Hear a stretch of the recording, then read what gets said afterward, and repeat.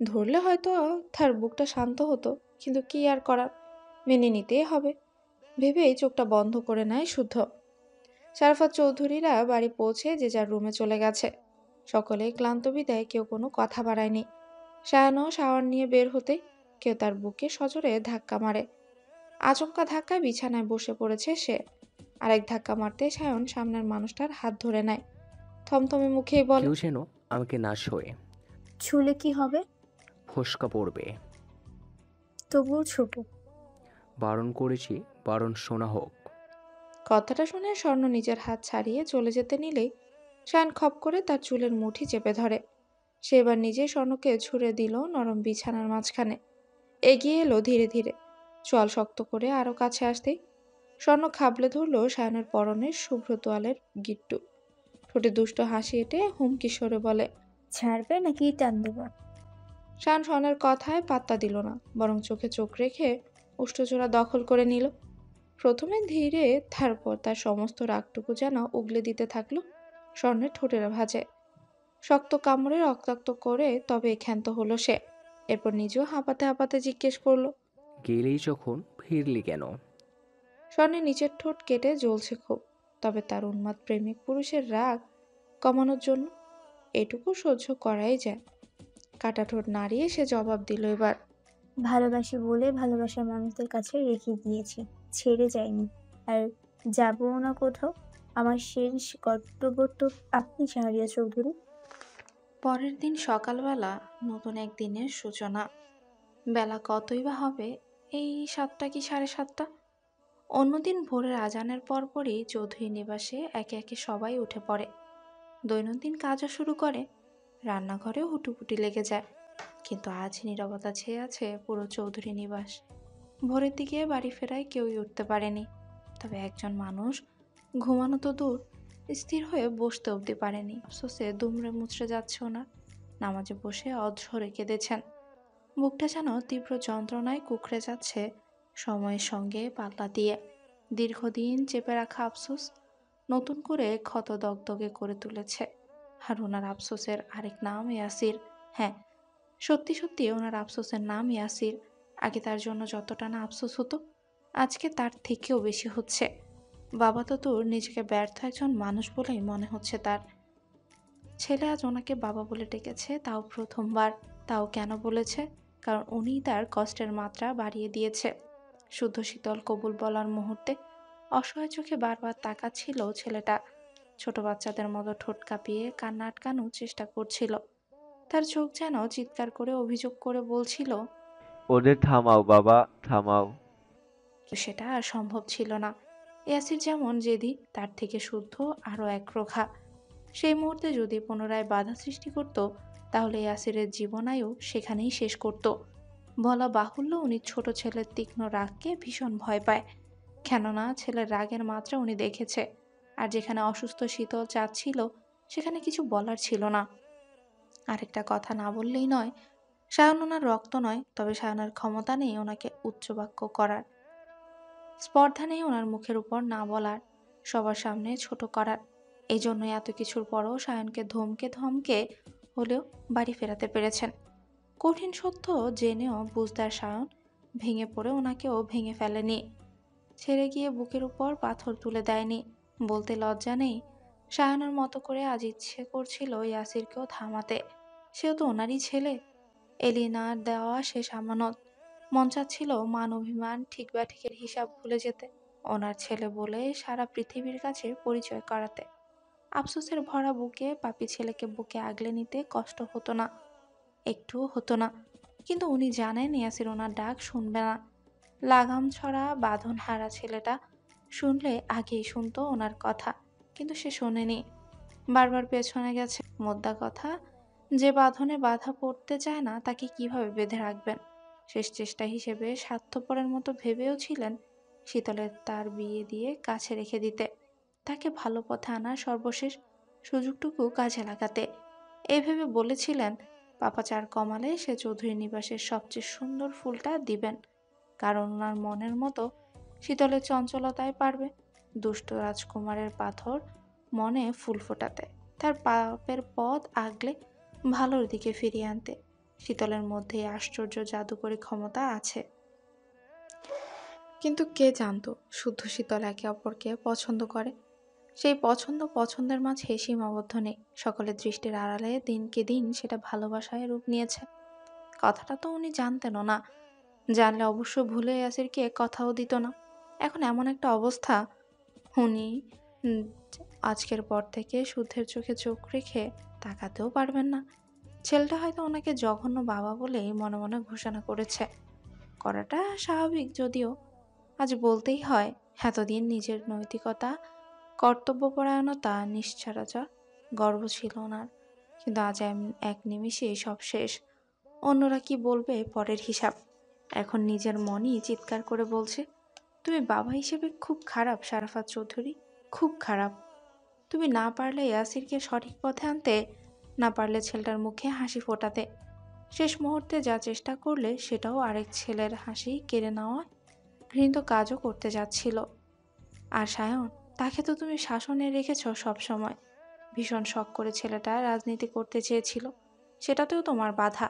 তুমি বাবা হওয়ার যোগ্য না শারাফাত। বাবারা অন্তত এমন আচরণ করে না নিজের মনের কথা শুনে।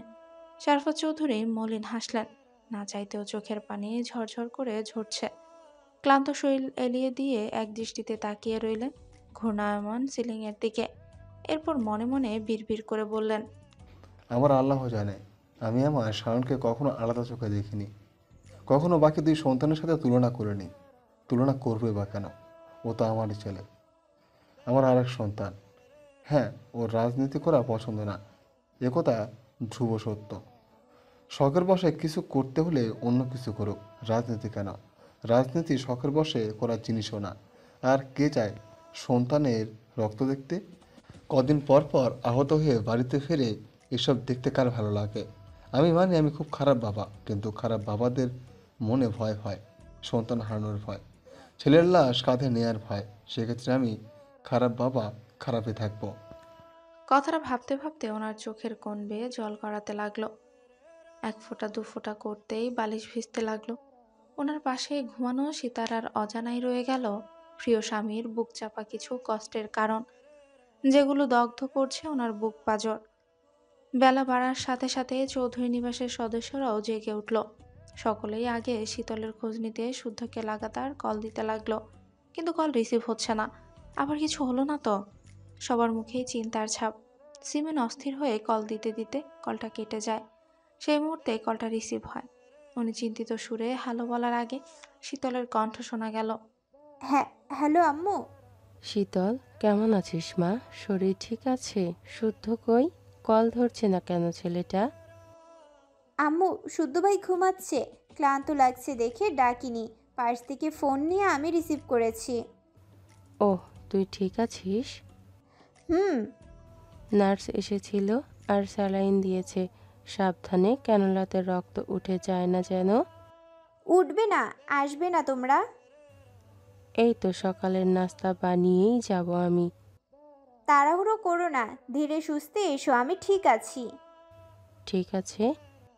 শীতলের কথা শুনে সকলে স্বস্তির নিঃশ্বাস ছাড়ে। ওদিকে একজন নার্স কেবিনের দরজায় নক করা মাত্রই শীতল নিচু স্বরে জানতে চাইল কে এসেছে। নার্স বলে, ম্যাম, আপনার সেলাইন শেষের পথে, ওটা খুলে দিতে হবে। কথাটা শুনে শীতল একবার তাকায় ঘুমন্ত শুদ্ধের দিকে।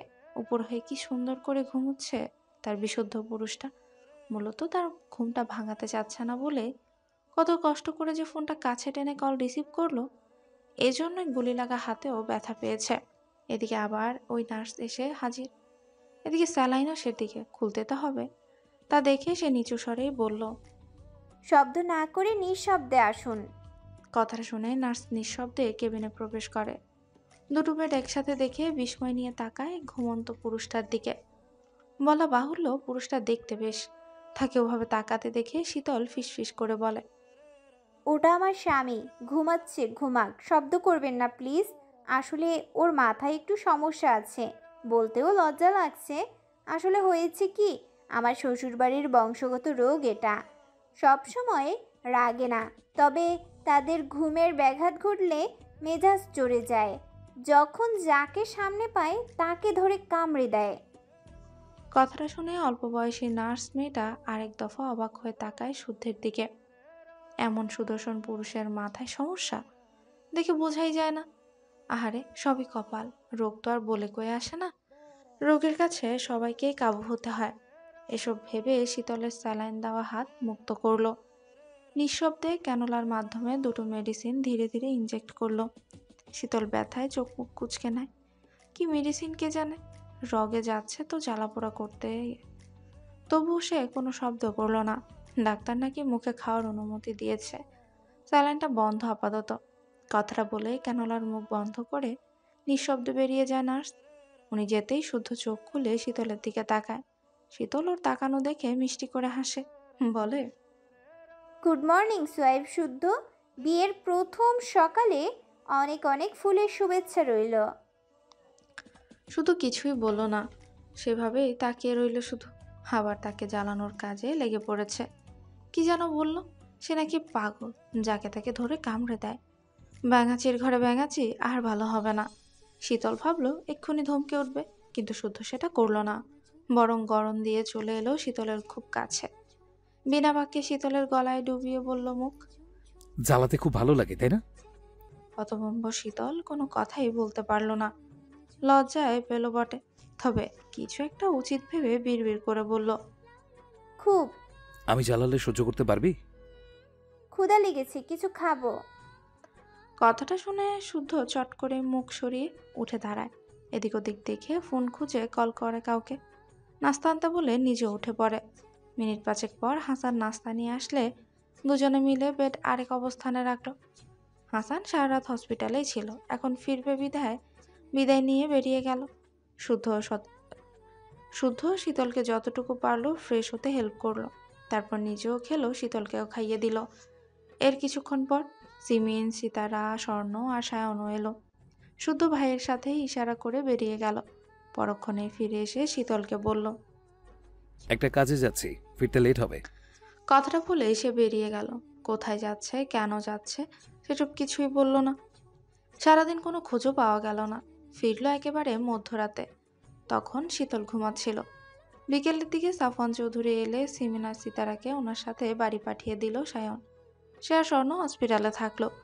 শুদ্ধ ফিরলে তারা দুজন বাইকে করে নিজের মতো সময় কাটিয়ে বাড়ি ফিরে।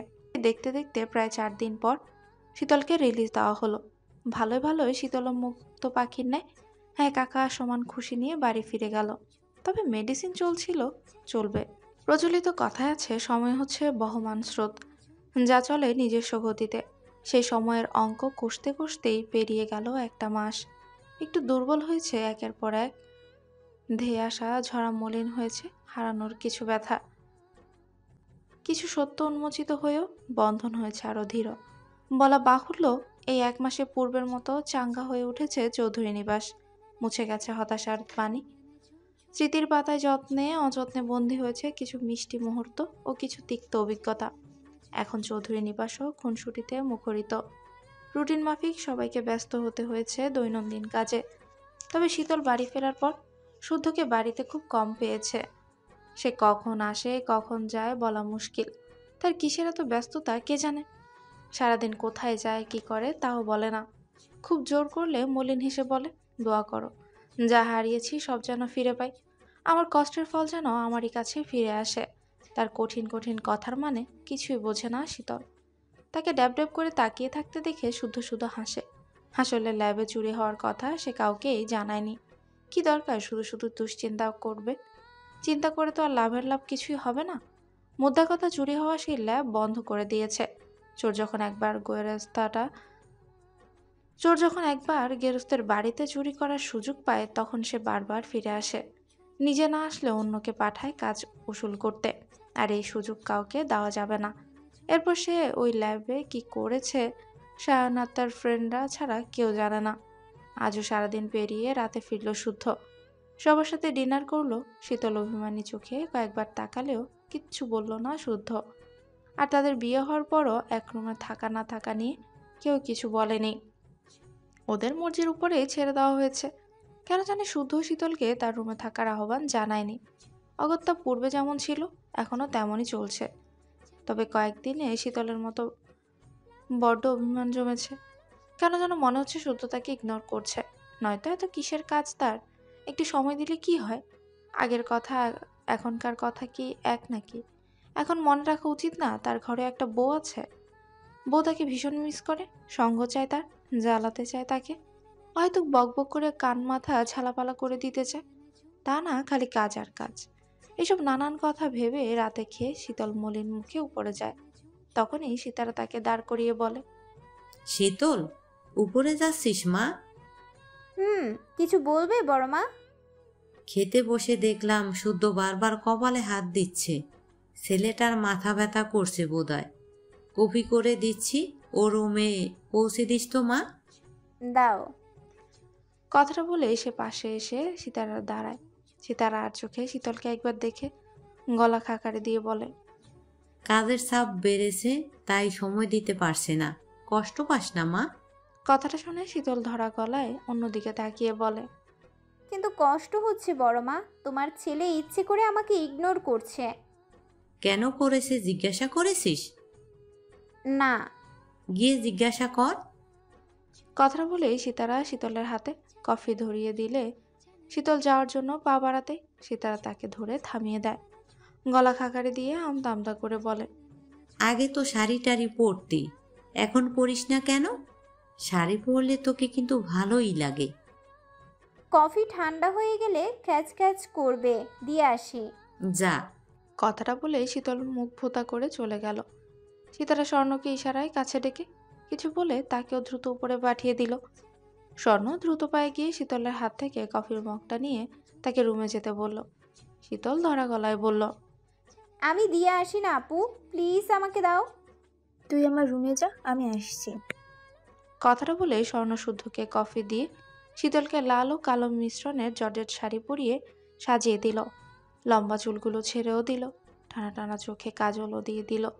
হাতে দিল একগোছা লাল ও কালো মিশ্রণের চুড়ি, কপালে ছোট্ট সাদা পাথরের টিপ। এরপর বোনকে ধরে শুদ্ধের রুমের সামনে দাঁড় করিয়ে দরজা নক করে দ্রুত সরে গেল সে। শীতল তখন হতভম্ব হয়ে তাকিয়ে দেখছিল বোনের কাহিনী। যখন সে বুঝলো ততক্ষণে শুদ্ধের দরজা খুলে ভ্রুকুচকে তাকিয়ে আছে। এত রাতে তার সাজগোজ দেখেও কিচ্ছু বলল না, বরং দরজা থেকে সরে দাঁড়ালো। শীতল ধীর পায়ে রুমে ঢুকলে দরজা আটকে তাকিয়ে রইল শীতলের দিকে। এগিয়ে এসে দাঁড়ালো শীতলের মুখোমুখি। সে কিছু বলছে দেখে শীতলই আমতা আমতা করে বলল, এভাবে তাকিয়ে আছেন কেন শুদ্ধ ভাই? আমার মুখে কি কিছু লেগে আছে? দেখি সরণ, যেতে দিন আমায়। কম্পিত সুরে বলা শীতলের কথাটা শুনল শুদ্ধ, তবে তার মধ্যে কোনো ভাবান্তর দেখা গেল না। বরং সে হিমশীতল চাউনিতে পকেটে হাত গুজে এগিয়ে এলো দেয়ালের সাথে সিটিয়ে দাঁড়িয়ে থাকা শীতলের দিকে। হাতে রাখলো শীতলের কান বরাবর, যেন কোনোভাবে পালাতে না পারে। তার মতিগতি বুঝে শীতলের গাল দুটো লাল বর্ণ ধারণ করলো। জীবনে কম সিনেমা তো আর দেখেনি, তবে কিছু একটা আন্দাজ করে তার গলা শুকিয়ে এলো, হাতের তালু ঘামতে থাকলো। এর আগে সে শুদ্ধকে জড়িয়ে ধরেছে, কানের নিচে চুমুও খেয়েছে, ভালোবাসার আবদারও জুড়েছে, ঘুমন্ত শুদ্ধের বুকে মাথাও রেখেছে, বুকে নাক ডুবিয়ে তার শরীরের ঘ্রাণও নিয়েছে। কিন্তু শুদ্ধ কখনোই তাকে অযাচিত স্পর্শ করেনি, যা করেছে সীমাবদ্ধতা রেখে, এবং তাতে তার নোংরা কিংবা গা ঘিনঘিন অনুভূতি অনুভব হয়নি কখনো। আজকে হঠাৎ তার এমন রূপ দেখে যার পরনাই বিস্মিত শীতল, যেতেও দিচ্ছে না, আবার কিছু বলছেও না। তা দেখে পুনরায় বলল, রুমে যাব। কেন? ঘুমাবো। তাহলে এলি কেন? আমি কি ডেকেছি? ভুল করেছি, আর আসবো না। কথাটা বলে যেতে গেলে শুদ্ধ ওর পথ আটকে দাঁড়ায়। পাশ কাটিয়ে যেতে গেলে পুনরায় পথ আটকায়। বেশ কয়েকবার একই কাজ করাতে শীতল অধৈর্য হয়ে শুধু শুধু দাঁড় করিয়ে রেখেছেন কেন? সরুন না, যেতে দিন প্লিজ। শুধু শুধু না তো। তবে শুদ্ধ ফিচেল হাসে। তার চঞ্চল অভিলাষী তার নিষিদ্ধ অভিলাষ বুঝেও না বোঝার ভান করছে দেখে মজা পেল। লজ্জায় রাঙা গাল দুটো থেকে দৃষ্টি সরিয়ে সে ঠোঁটের দিকে এক দৃষ্টিতে তাকিয়ে থমথমে সুরে বলল, প্রতিশোধ নিতে। কিসের প্রতিশোধ? সময় সময় আমাকে জড়িয়ে ধরার প্রতিশোধ, কানের নিচে চুমু খাওয়ার প্রতিশোধ, বুকে মুখ ডুবানোর প্রতিশোধ। মোদ্দা কথা, আমার সঙ্গে যখন যা করেছিস আমিও এখন সেসবের প্রতিশোধ নেব। প্রস্তুত হন ওয়াইফি? বিশুদ্ধ পুরুষের মুখে এমন অশুদ্ধ কথা শুনে শীতল হতবাক হয়ে গেল। মুখ কাঁচুমাচু করে পালানোর পথ খুঁজল। গাইগুই করে ছেড়ে দেওয়ার বাহানা দেখালো। শুদ্ধ থমথমে মুখে তার সব তালবাহানা দেখল, বুঝল। এরপর আচমকা শীতলের দুগাল চেপে ধরে ঠোঁটে ঠোঁট বসিয়ে কয়েক সেকেন্ডের ব্যবধানে ছেড়ে দিল। শীতল কোনো প্রতিক্রিয়া দেখানোর আগে পুনরায় শক্ত করে তার ঠোঁটে গালে গলায় চুমু খেয়ে বলল, তোকে এইভাবে কখনো আদর করেছি? শুধু থমথমে কণ্ঠস্বর আর ঘটে যাওয়া ঘটনায় বেচারি শকড। সে অবস্থায় শুদ্ধ ধমকেও পুনরায় জিজ্ঞাসা করলেও কিছু বলতে পারল না। তখন শুদ্ধ তাকে তৃতীয়বারের মতো একইভাবে চুমু এঁকে ছেড়ে দিয়ে বলল, এভাবে কখনো আদর করিনি আর করবও না। আমার এত লোভ নেই, তবে ভদ্র আছি থাকতে দে, নয়তো অনুষ্ঠানের অপেক্ষা আর করা হবে না। ড্যানিয়েল হ্যাডসন এবং তার স্ত্রী অলিভার হ্যাডসন কানাডার নামকরা সায়েন্টিস্ট। দিনের পর দিন নিজেদের মেধা খাটিয়ে সাফল্য অর্জন করে নামডাক কাটিয়ে নিয়েছেন তারা বিশ্বজুড়ে। ওনাদের মেয়ে অ্যালিসা হ্যাডসন ছিলেন কম্পিউটার সায়েন্টিস্ট বা রোবোটিক্স গবেষক। স্বামী স্ত্রী আর একমাত্র কন্যা নিয়ে ছিল ছোট্ট একটা সুখের পরিবার। অ্যালিসা ছোট থেকে বেশ মেধাবী ছিল। বাবা মায়ের তৈরি করা আবিষ্কার মানব কল্যাণে আশীর্বাদ হয়ে কাজে লাগছে দেখে সেও ভাবল সায়েন্টিস্টই হবে, নিত্য নতুন রোবোটিক্স জিনিস আবিষ্কারও করবে, এমন জিনিস আবিষ্কার করবে যেটা মানুষের কাজে লাগে। রোবট যে কত চমকপ্রদ হতে পারে সে দেখাবে। এরপর নিজের মধ্যে অদম্য এক জেদ পুষে সে দীর্ঘদিন নিজের শ্রম এবং মেধা কাজে লাগিয়ে একটা রোবোটিক্স পায়রা আবিষ্কার করে। বর্তমান যুগে বিজ্ঞান প্রযুক্তি যে এত উন্নতি তাদের কাজ দেখে বোঝার উপায় নেই। সে একটু একটু করে পায়রাটাকে মনের মতো করে গড়ে তোলে। তার চাল চলন, সৌন্দর্য, ডানা ঝাপটানো এসব কিছু নকল, কিন্তু সেটা দেখে বোঝার উপায় নেই।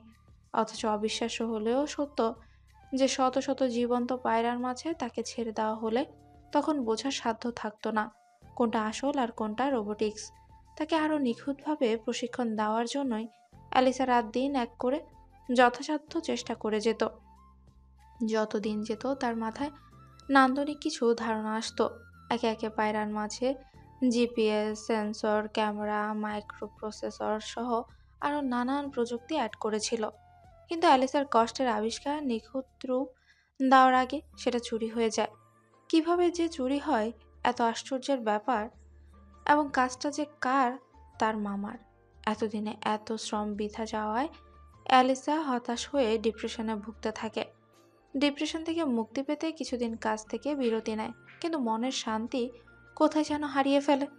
মাসের পর মাস কেটে যায় কিন্তু কাজে ফিরতে পারে না। একটা সময় নিজের উপরই অনীহা সৃষ্টি হয়। নিজেকে ব্যর্থ, অপ্রয়োজনীয় কিছু মনে হতে থাকে। সুখের ভরা পৃথিবীটা তার কাছে অসহ্য লাগছে। ডিপ্রেশন জটিল রোগ হয়ে বাসা থাকে আর তার মন মস্তিষ্কে বাসা বাঁধে। ড্যানি অলিভার খুব চেষ্টা করেন মেয়েকে স্বাভাবিক জীবনে ফিরিয়ে আনতে, কিন্তু তা সম্ভব হয় না। বাবা মায়ের চোখ ফাঁকি দিয়ে সুইসাইডও করে অ্যালিসা। ঘুম যেমন কাঠকে কুড়ে কুড়ে খায়, তেমনি ডিপ্রেশন জলজান্ত মানুষকে ধীরে ধীরে শেষ করে ফেলে। হ্যাঁ, অ্যালিসার জন্য উন্নত চিকিৎসার ব্যবস্থা করা হলেও সেটাও কাজে লাগেনি। কারণ রোগ তখন ভালো হয় যখন রোগী চায় সুস্থ হতে, মনোবল শক্তি বাড়ালে। কিন্তু অ্যালিসা প্রেমে ধোঁকা এবং আবিষ্কার হারিয়ে নিজের মনোবল হারিয়ে ফেলেছিল, যার ফলে তার পরিণতি এতই করুণ হয়।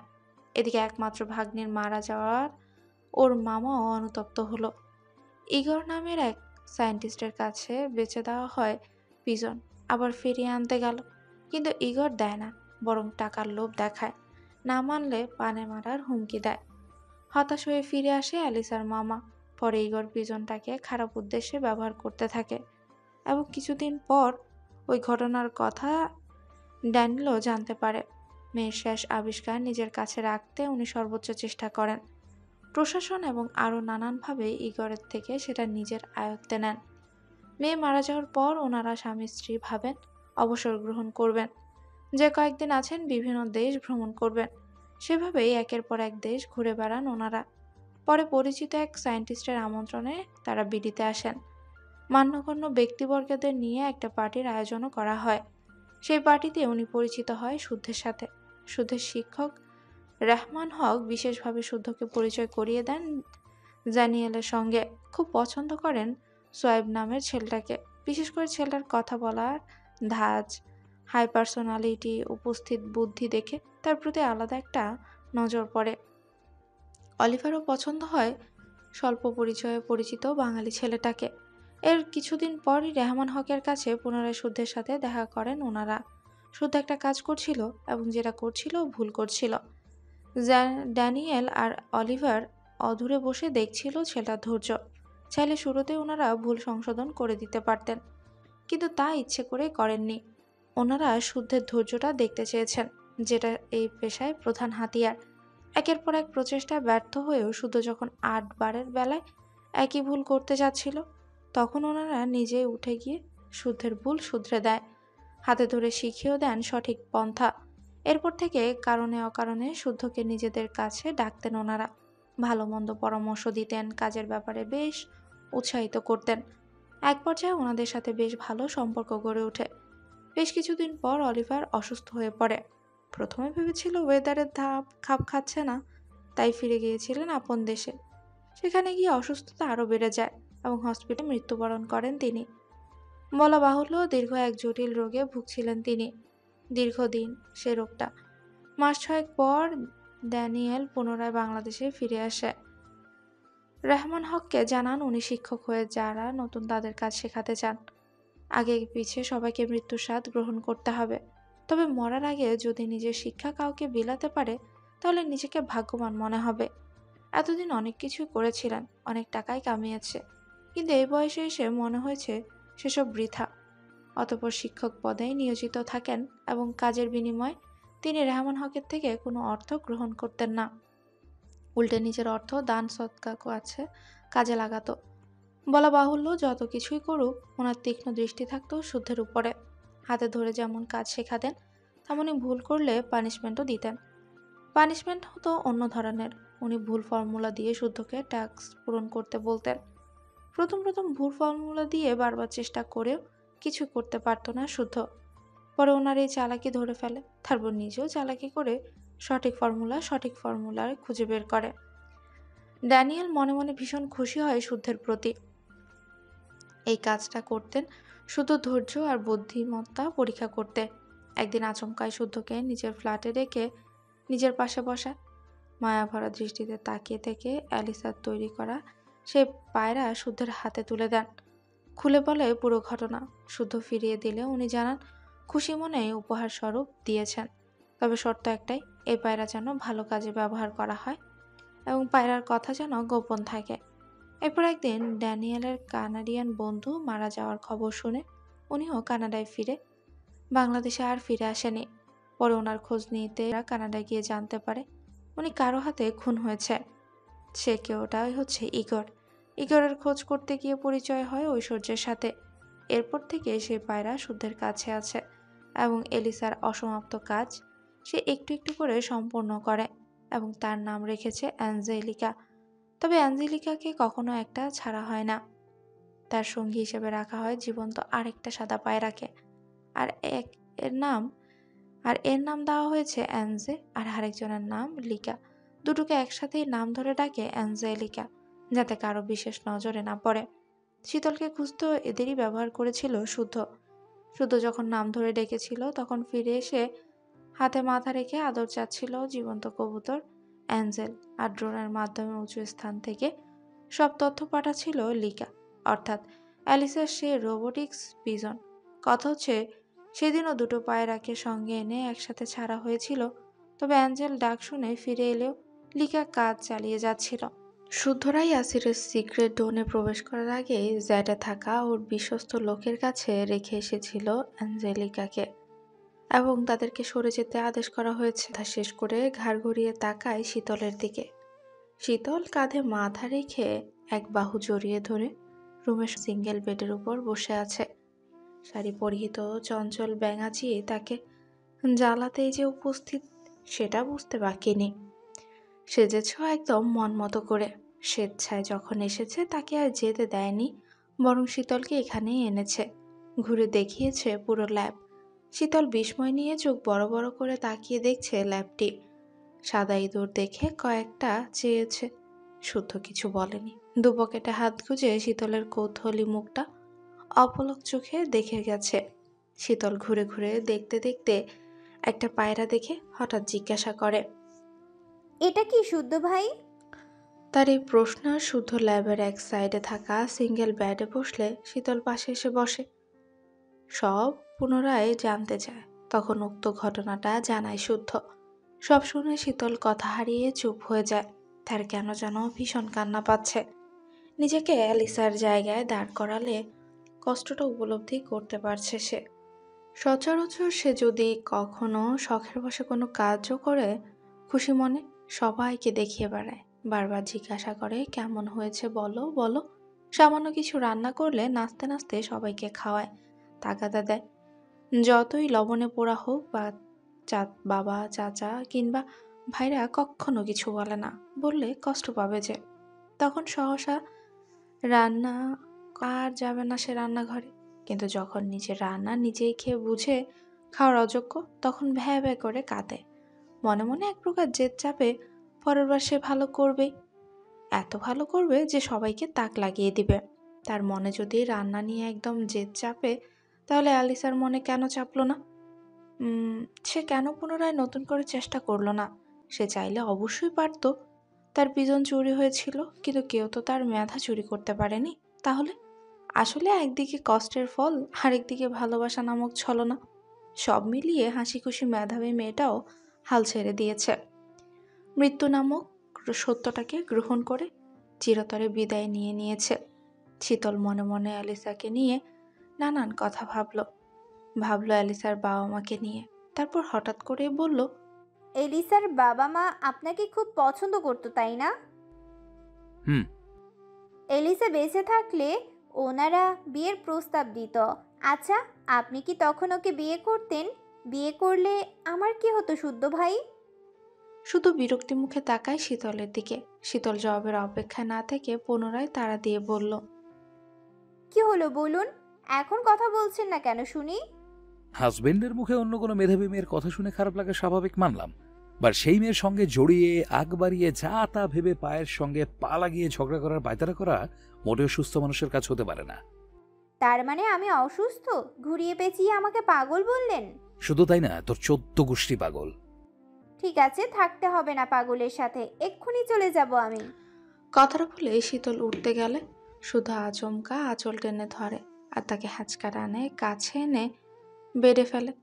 ঠোঁটে ফিচাল হাসি এনে শরীরের সবটুকু ভর ছেড়ে দেয় শীতলের দেহের উপর। শীতল হাঁসফাঁস করলে শুদ্ধ বলে, কথা শেষ হয়নি আমার। সব শুনবো তো, আগে সরুন না। ও মা গো, কত ভারী জলহস্তি একটা।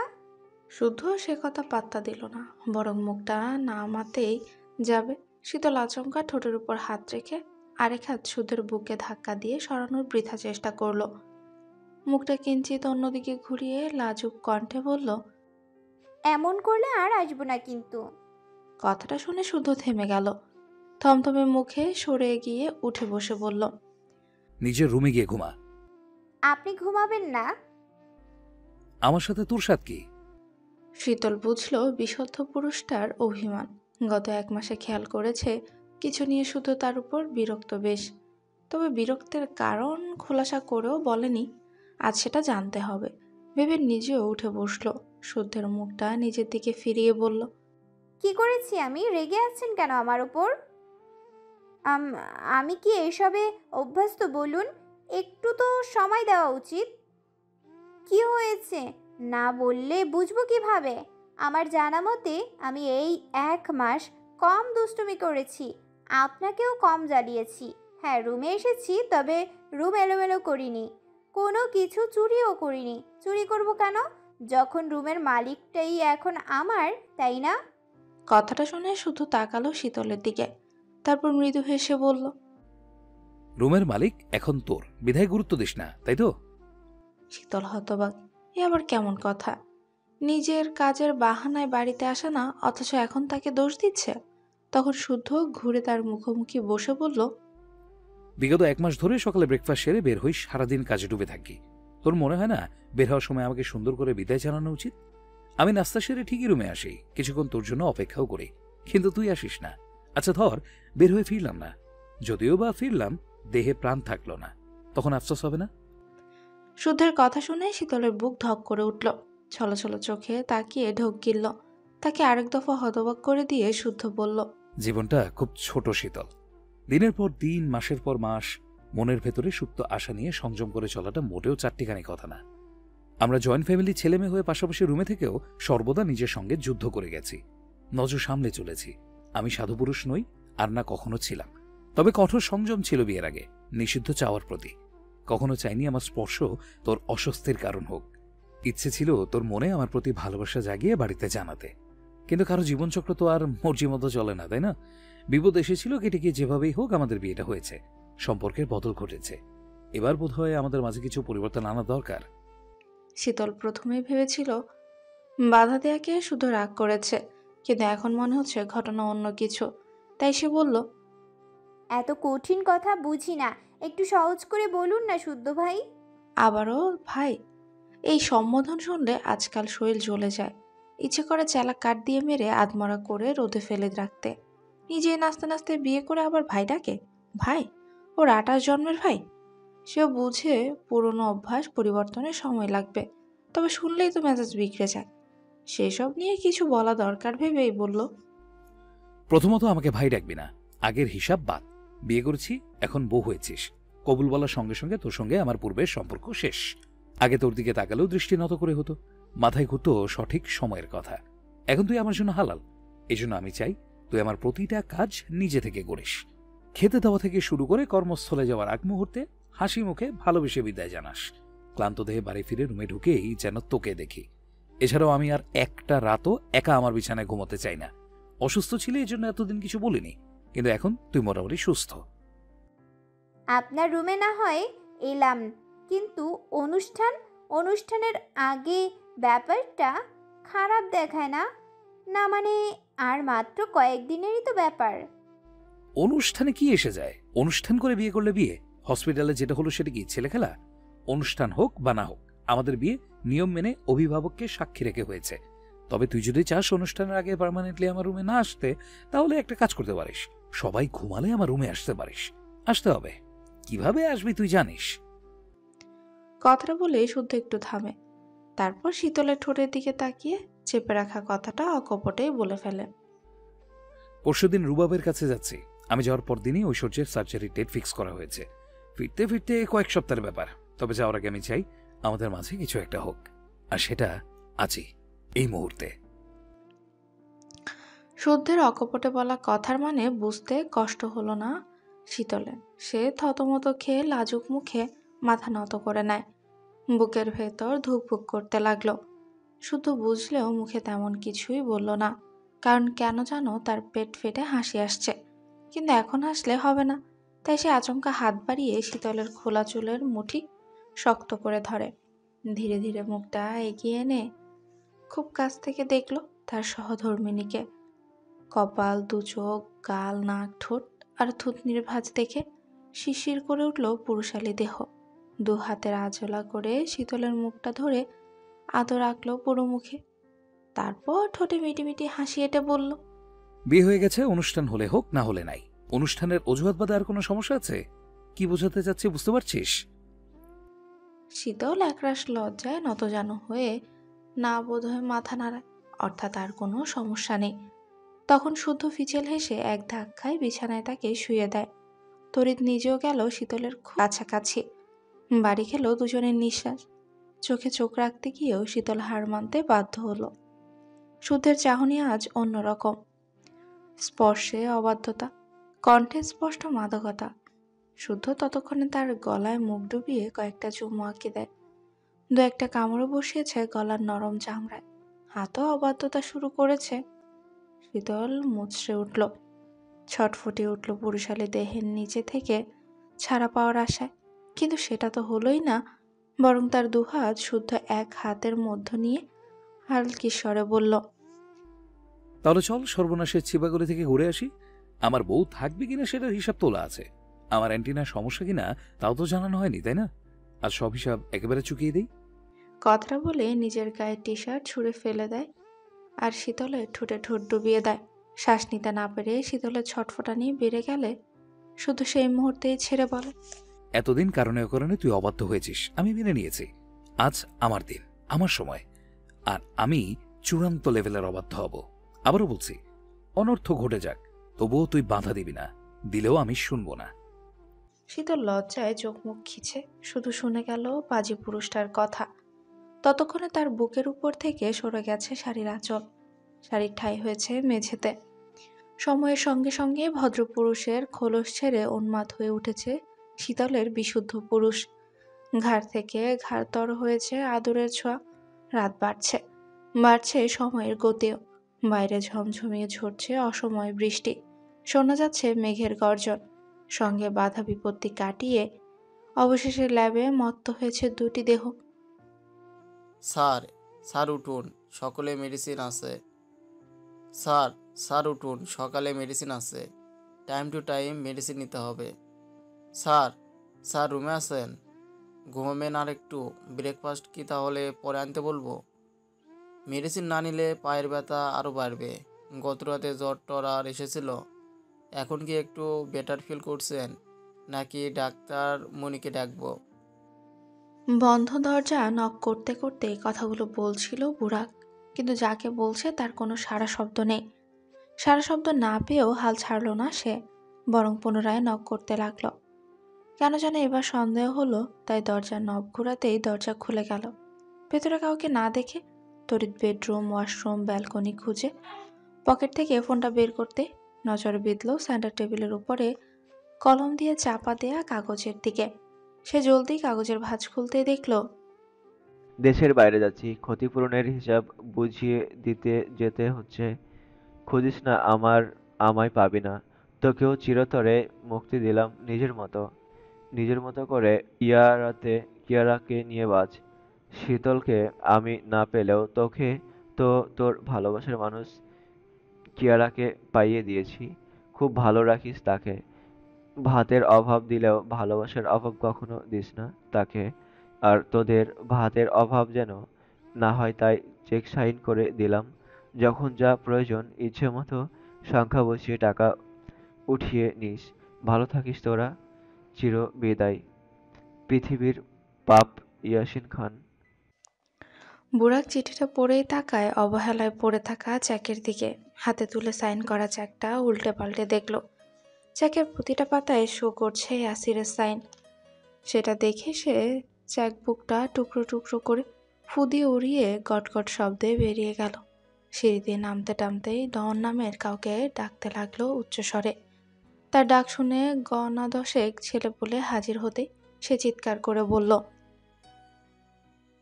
স্যার বেরিয়েছে কখন?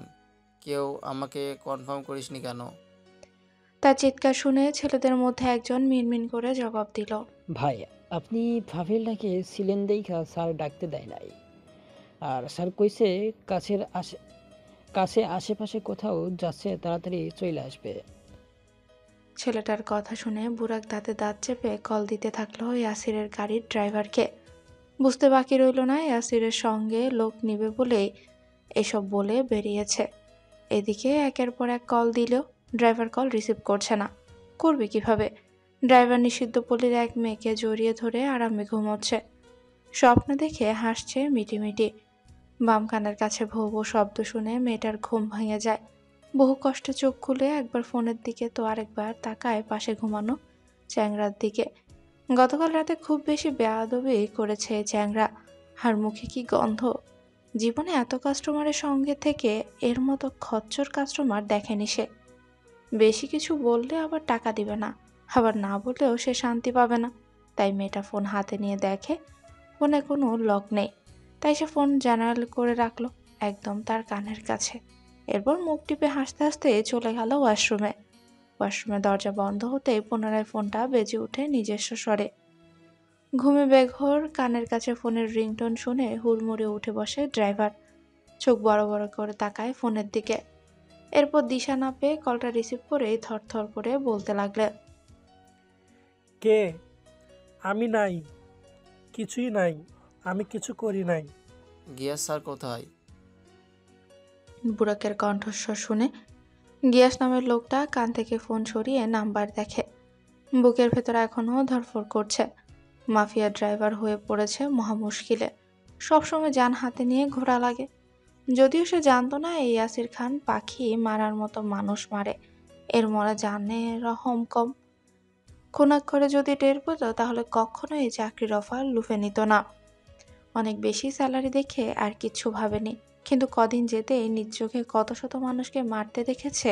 এখন চাকরি ছাড়ার কথা বললে তাকে মরতে হবে, কেননা চাকরির প্রথম দিন ইয়াসির তাকে বলেছিল, আমার গাড়ির ড্রাইভার হলে চোখে কম দেখবা, কানে কম শুনবা, যান বন্ধক রেখে কাজে লেগে পড়ো। যান বন্ধক নিলাম যাতে 2 নাম্বারি করার আগে কলিজা কাঁপে। বুড়াকের ধমকে তার ভাবনায় ছেদ ঘটে। সে গলা খাকারি দিয়ে কিছু বলার আগেই বুড়াক বলল, গ্যাস এবার মিনমিন করে বলল,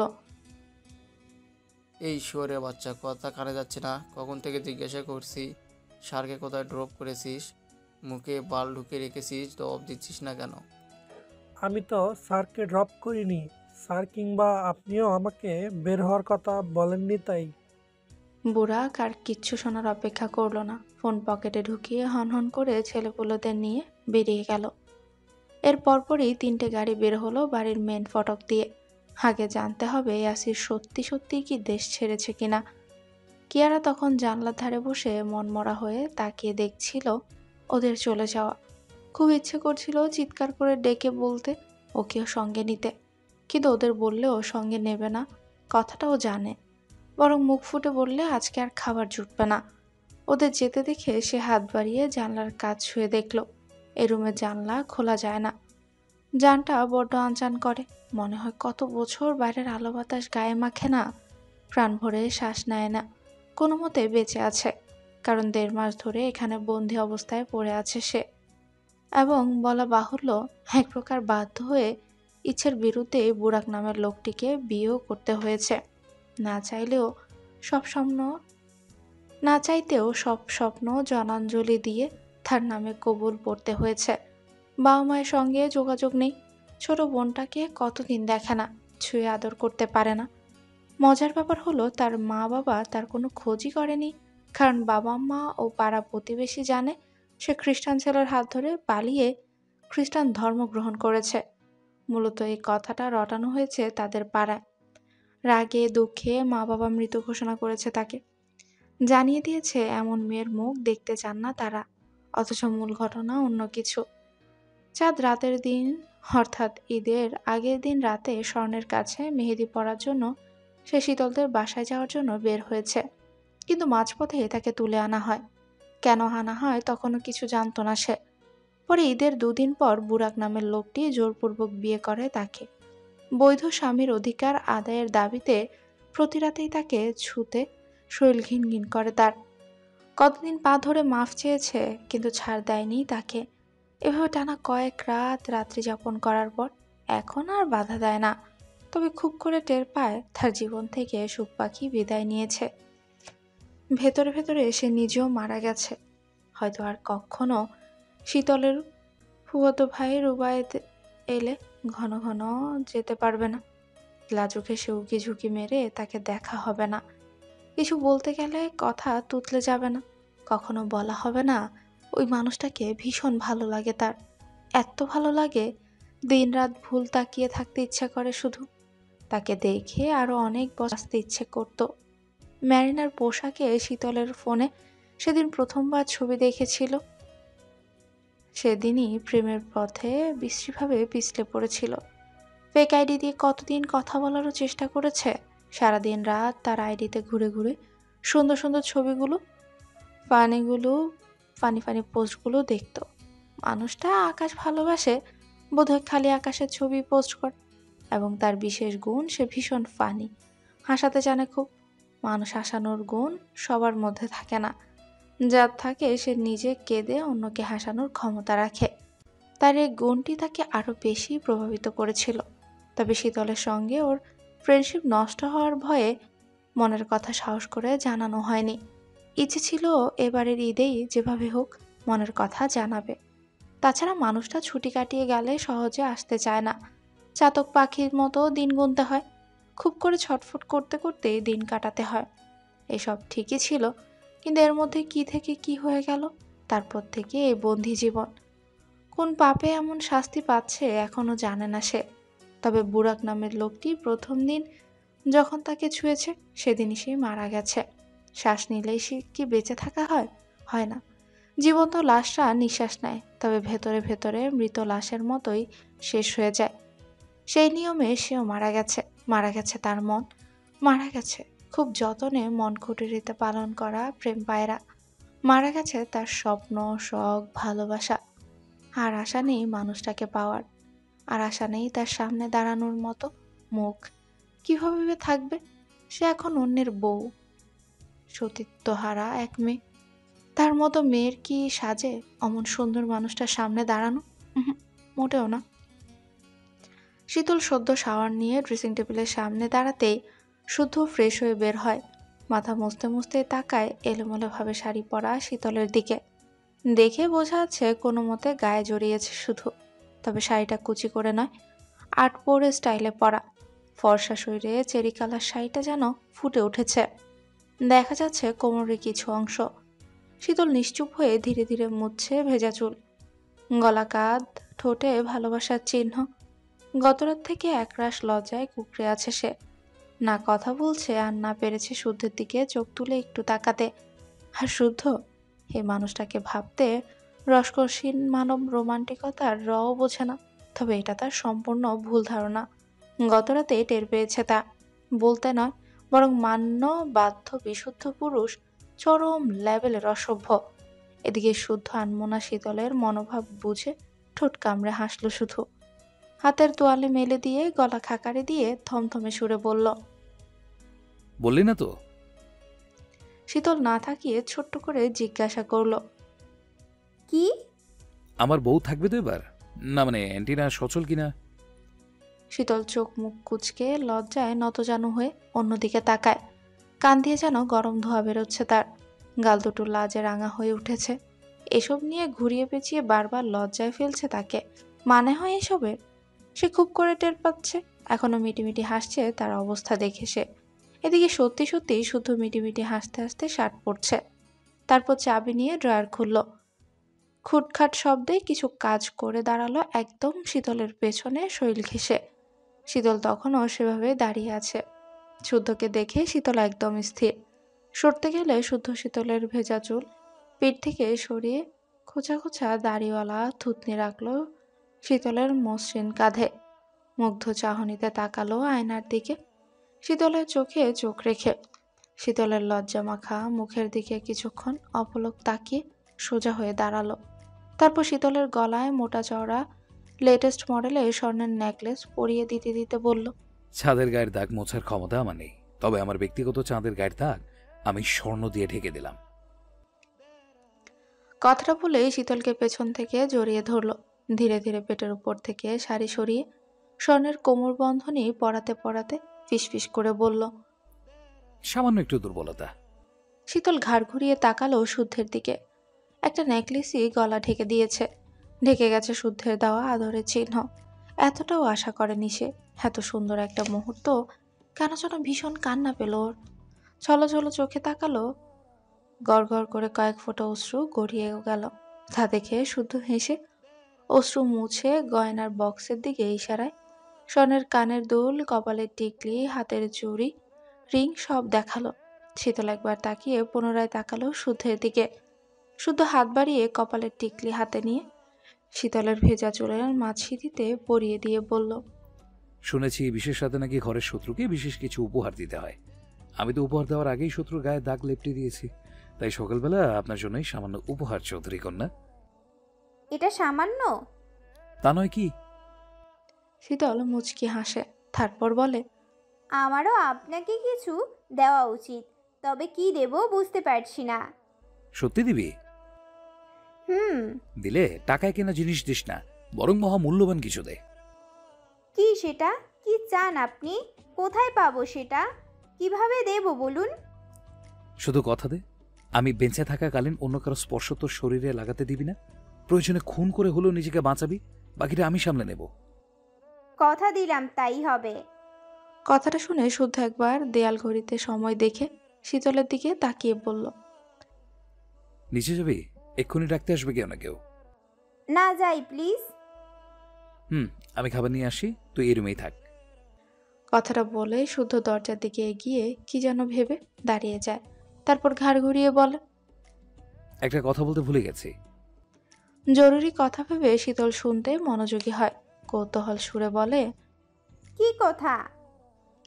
শুদ্ধ এবার ঠোঁট ফিচেল হাসি এঁটে বলে, গত রাতে লেভেল লাইট অন ছিল। শীতল এবার আরেক দফা লজ্জা পেলেও গুটিয়ে গেল না, বরং হাতের কাছে থাকা কুশন ছুঁড়ে মারতেই শুদ্ধ সেটা ক্যাচ ধরে বেড়ে ছুঁড়ে মারল। থাকার কথা বলে হাসতে হাসতে বেরিয়ে গেল। তাকে যেতে দেখে শীতল মিটিমিটি হেসে আয়নায় নিজের প্রতিবিম্বের দিকে তাকিয়ে বলল, দেখলে তো এবার, আমার বিশুদ্ধ পুরুষ ভালোবাসতেও জানে। ঘড়িতে তখন সকাল 8টা। এই সময় চৌধুরী বাড়ির সকল সদস্য একে একে নাস্তার টেবিলে হাজির হয়। রোজকার মতো আজও হাজির হয়েছে, যে যার মতো চেয়ার দখল করে বসেছে। সিতারা, সিমিন, সিরাত ব্যস্ত হাতে সবাইকে নাস্তা পানি বেড়ে দিচ্ছে। খেতে খেতে সবাই টুকটাক কথাবার্তাও বলছে। শীতলকে না দেখে শারাফাত চৌধুরী বললেন, সবাইকে দেখছি, শীতল মা কোথায়? খাবে না? শীতল নেই। সিতারা সবার আগে খেয়াল করলেও ইচ্ছে করে কিছু বলেনি।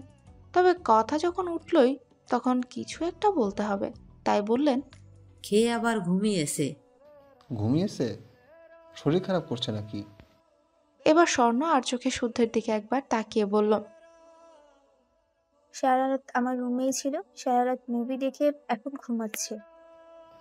উঠলে মনে করে খাইয়ে দিস মা। হুম। এই কথার ইতি ঘটলেও সায়নের মনে খটকা লাগলো। সে ভ্রুজোড়া কুচকে অনেকক্ষণ ধরে শুদ্ধের দিকে তাকিয়ে আছে। কেন যেন শুদ্ধকে আজ অন্যরকম লাগছে। শাওয়ার নিয়েছে, ফেসটা একটু বেশি গ্লো করছে। এদিকে শীতলটাও ব্রেকফাস্ট করতে নামেনি, সে নাকি আরো ঘুমোবে। সায়ন বড়টা চিবোতে চিবোতে বোঝার চেষ্টা করছে মূল ঘটনা। কাহিনী গড়বড় লাগছে। সায়ন তাকিয়ে আছে বুঝে শুদ্ধ এক পলক তাকিয়ে নিজের খাওয়ায় আগ্রহী হলো। তবে বড়রা থাকায় কেউ কিছু বলল না। এরপর নাস্তা সেরে শুদ্ধ আরেকটা প্লেটে নাস্তা সাজিয়ে উপরে যাওয়ার জন্য পা বাড়াতে সায়ন শুদ্ধের পট আটকে দাঁড়ায়। তীক্ষ্ণ নজরে শুদ্ধের আপাদমস্তক দেখতে গিয়ে দৃষ্টি বিঁধল কানের নিচে, কেমন লালচে দাগ হয়ে আছে। তা দেখে আটকে উঠল। ঝড়ের গতিতে শুদ্ধের খুব কাছে গিয়ে ভালো করে আরেকবার দেখে আর্তনাদ করে উঠল, একে তুই ভাজা মাছটি উল্টে খেয়ে ফেলেছিস? সিরাত তখন এটো প্লেটগুলো রান্নাঘরের দিকে নিয়ে যাচ্ছিলেন। তার কথা শুনে উনি দাঁড়িয়ে সরল মনেই বললেন, মাছ তো রান্না করিনি, খাবি কি করে? তুই খাবি মাছ? কোন মাছ খাবি বাপ? ওনার কথা সায়ন এবার কাঁদো কাঁদো মুখ করে বলল, ভাই আমাকে আবার পিছিয়ে দিয়েছে মেছোমা। পিছিয়ে দিয়েছি কিভাবে?